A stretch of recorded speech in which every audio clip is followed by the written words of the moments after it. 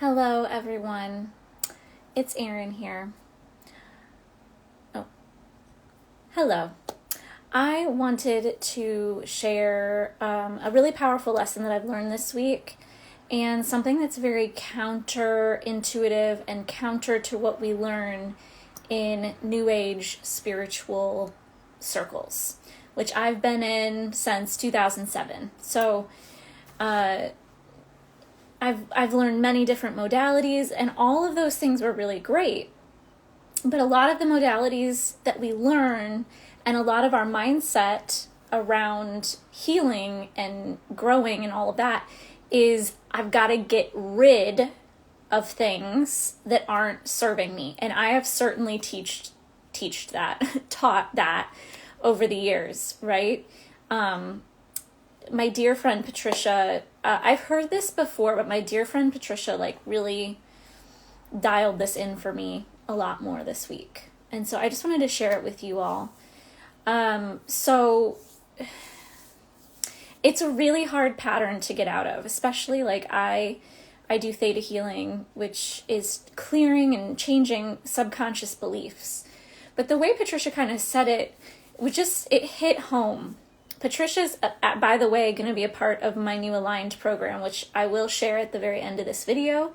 If you want some information, Patricia's going to be leading a dream circle in that new Aligned 6-week program. So stick around to the end if you want to hear about that. But she really clicked something home for me. And that is, she's like, we've been doing the work. We've been going after the beliefs. In theta healing, we go after beliefs. We've been doing the things, but the pattern, if there's a deep ingrained pattern, it still comes up. So that's my mindset. When things from the past show back up, something to do with a mother issue or a father issue or whatever that comes up for me, I'm so instilled in the work of, I've got to go in and clear that belief. And I have cleared so many beliefs over the years, hundreds of thousands probably, maybe not that many, but multiple thousands of beliefs. And yet, oops, there it is again and again and again. And so hopefully, I'm not going to make promises that I can't keep, but hopefully every day I'm going to show up for you live here to just give you little tidbits to think about and work in your own life. And this is what I want to talk about today. And that is, what if we can't get rid of it? A lot of my clients come to me for one-on-one work in my 3-month program, 3 or 6 month program. And they're like, I want to get rid of anxiety. I want to stop obsessive thinking and intrusive thinking. I want to lose weight, or I want to have a healthier relationship. And in that process, they're thinking about how I want to get rid of something. And I do this too. I want to get rid of anything blocking me from my highest expression in life, my most aligned self, right? So we're thinking about it from a place of, there's these issues that I need to get rid of. Give me a thumbs up if this makes sense, if this is you.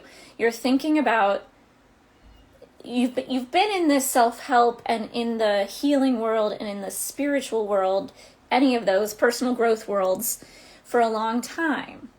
And it's we've got to get rid of something.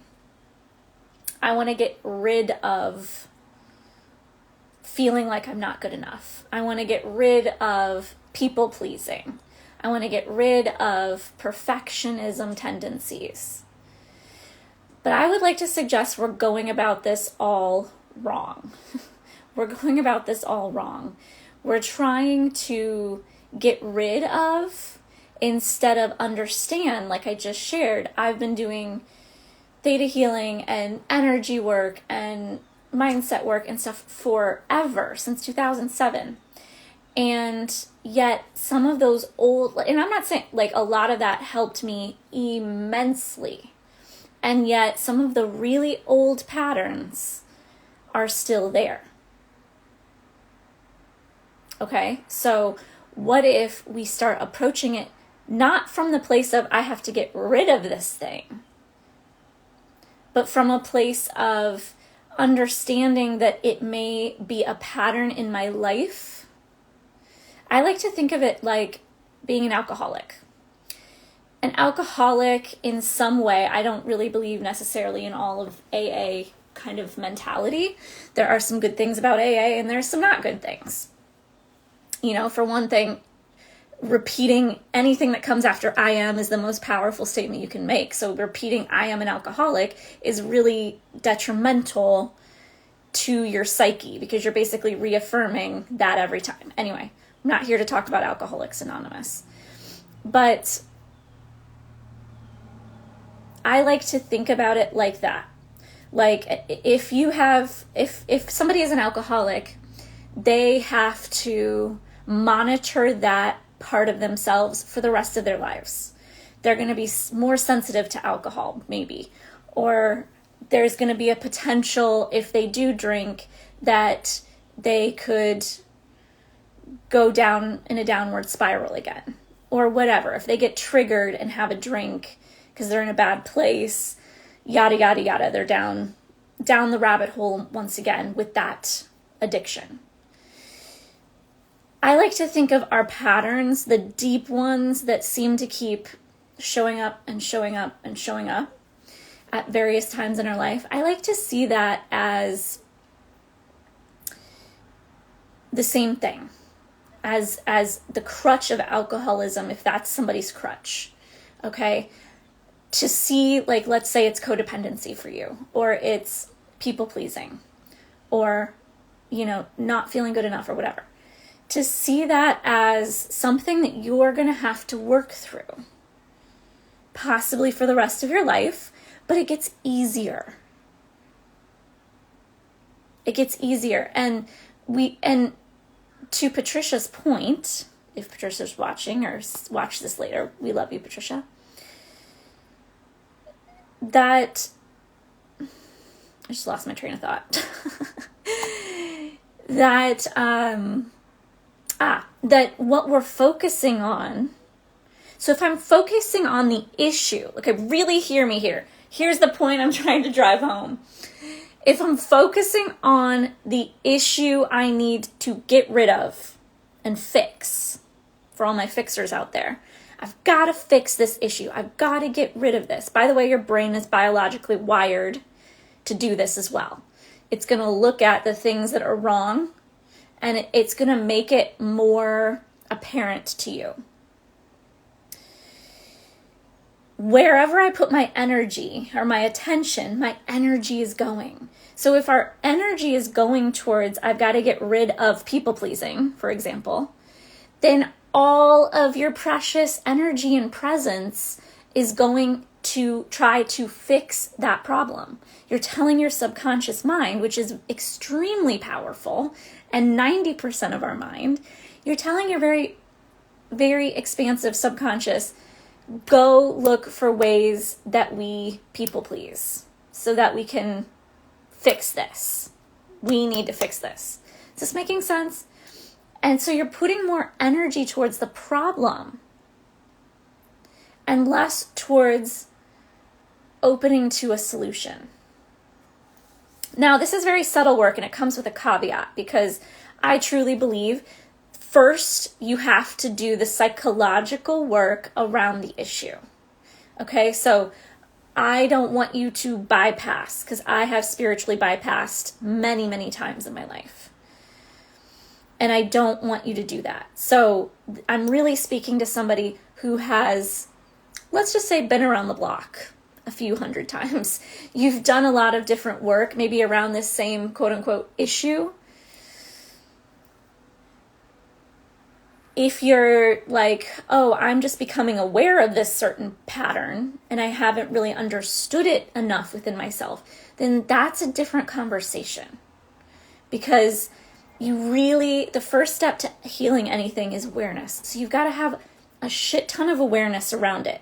But then when does the shit ton of awareness start to backfire on you?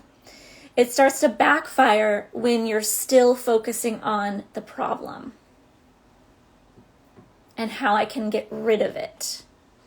What if we can't get rid of it? What if it's there, like an addict has to work through their addiction for the rest of their life, or be cognizant of the fact that they could very easily go down that path again?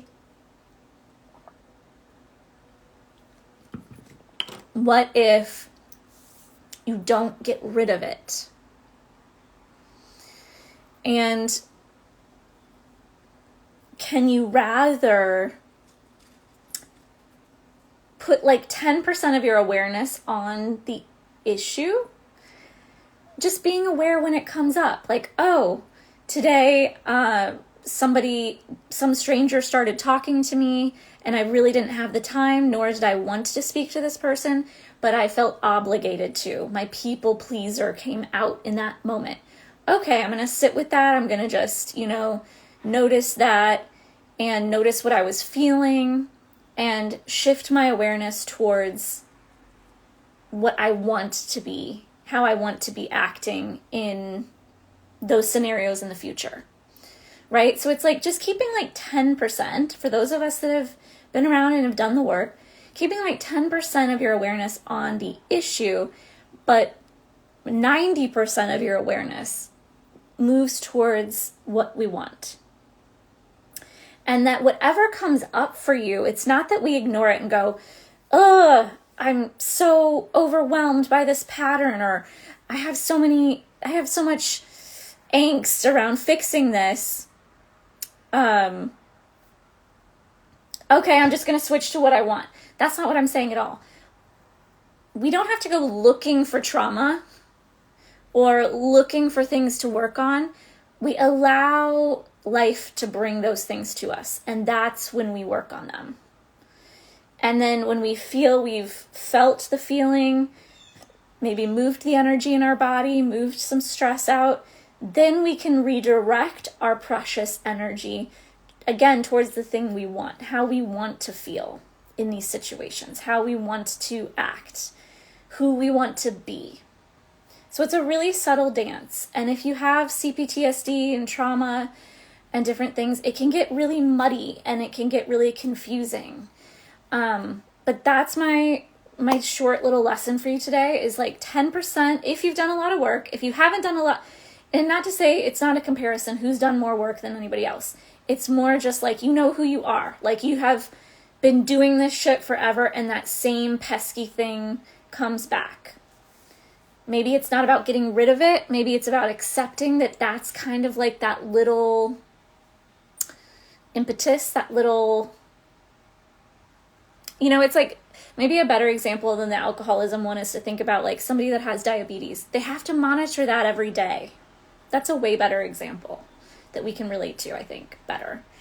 So think of somebody that has diabetes. They've got to monitor that every day for the rest of their life. Maybe it gets healed. Who knows? Right? But for the most part, most people are going to have to monitor their diabetes, check it, look at the numbers, monitor what they eat. That's the same thing for us. What if that thing that I'm not good enough, or the people pleasing, or the codependency, or which all those things go together, by the way, or the financial issue, like where you're blocking abundance from coming in. What if it's just, you just have to monitor it like diabetes and just keep it in check? But that it might kind of always be there. And if it's in check and it's balanced, it's fine. It's just kind of like, it kind of recesses to the background and like you maintain a really healthy life, even though that's going on. I'd love to hear in the comments how this is resonating for you. But I just want to give that to you because I think if you've been in circles for many years of doing this work of healing and growth, it can get really muddy and it can get really heavy and you can feel like well, I haven't fixed this yet. There's something wrong with me. You know, why do other people have this so much easier than I do? And then all the limiting beliefs and self-doubt and lowering your self-esteem and self-confidence come into play. And that's what we don't want. So I want this to be a gentle reframe for you, that like, this is my, you know, I don't mean to make light of diabetes. I know it's a very serious illness, but I really want you to think about the comparison there to, you know, people can live healthy lives with diabetes as long as they keep it in check, which they have to check it every day. And same thing with this. Whatever your impetus is, you can live a healthy life even though that's going on. Okay? So I'm going to leave you with that today, and let me know in the comments how that works. 10% of awareness in the issue, 90% in what you want, monitoring it on a daily basis. That's going to get you more in alignment. Instead of putting your energy towards what you don't want, that you have to fix it. I know I've got some fixers out there because y'all come to me all the time. So if you want more deep insight and mindset shifting and energy work and nervous system healing and like a balm to your nervous system, and to really understand deeply your, what we call your 4F trauma or stress response state, you have to really understand that. You have to really understand yours, because you're not going to be able to monitor the diabetes, your issue, unless you really know where you're getting your nervous system stuck. And we're going to be doing all of that and so much more, as well as like really healing the critical mind that puts us in self-doubt and really hard criticism to ourselves, which affects our relationships with others. Then join me for my Aligned program. It's a 6-week live program. We start May 7th. And I'm just really excited to bring in some of these deep pieces that I've been working through, that have kind of been adding on to the work I've already been doing. Some of what I call the missing pieces of the healing puzzle, to really give you a well-rounded program with a group of like-minded people to go deep in and with. That it's Tuesday evenings is when the live calls will be. They're all recorded if you have to miss. So it's only 6 weeks. So it's a nice time frame to be able to do this work together, but not have it go on and on and on and on forever. And you get all of the recorded calls. So message me if you want more information on that. It is the Aligned program. Again, we're going to heal issues at the root cause. Yeah, that's all. It's like think of like a beautiful circle, like women coming together, like a women's circle, doing, you know, these deeper practices, ceremony, ritual, and then also learning together these different topics that we're going to go into. That's kind of the vibe of this program. It's you also, in addition to all of this, you also get, so in addition to the 6 weeks, you also get a DreamWork circle with my dear friend and healer, Patricia. And you get a one-on-one family constellation session with me. So those are both bonuses to the 6-week program. So it's really packed with some really amazing stuff that is going to revolutionize the way that we work with the quote-unquote issues that we may be struggling with on repeat, that have keep showing their ugly heads around and around and around. it's going to be a way to really work deeply with that. So let me know if you want information on that. And I will leave a link below this video on Facebook. Thank you so much for being here. See you next time.